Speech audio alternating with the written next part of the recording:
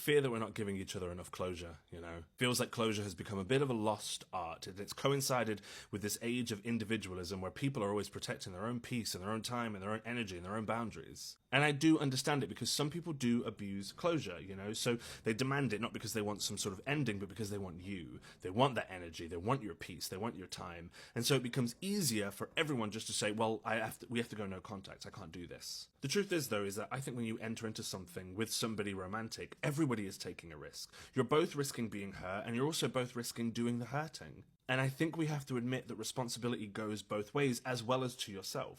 I get so many emails and so many DMs these days, and I wish I could reply to all of you. There's a weight that comes with a lot of them, which is why I don't always reach out, but so many of them are from people stuck in the fallout of a breakup, and they're looking for how to get over it. The boring answer is time. That's the boring answer. The most consistent thread to all of these breakups, however, is closure, a lack of it. He disappeared, she disappeared. One day something was there, the next there was silence, and the silence is always haunting.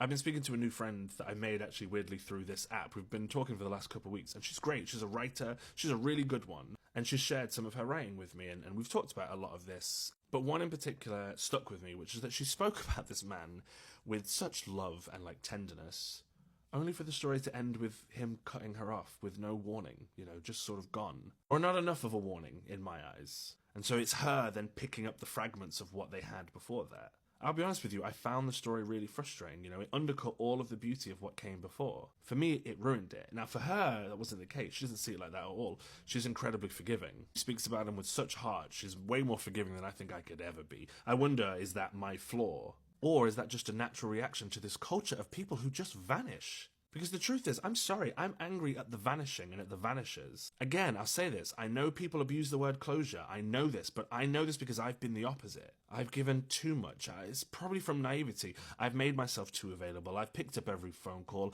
I've answered every text that I probably shouldn't have, and I've tried too hard to neatly tie everything together. And sometimes, yeah, it's come back to bite me.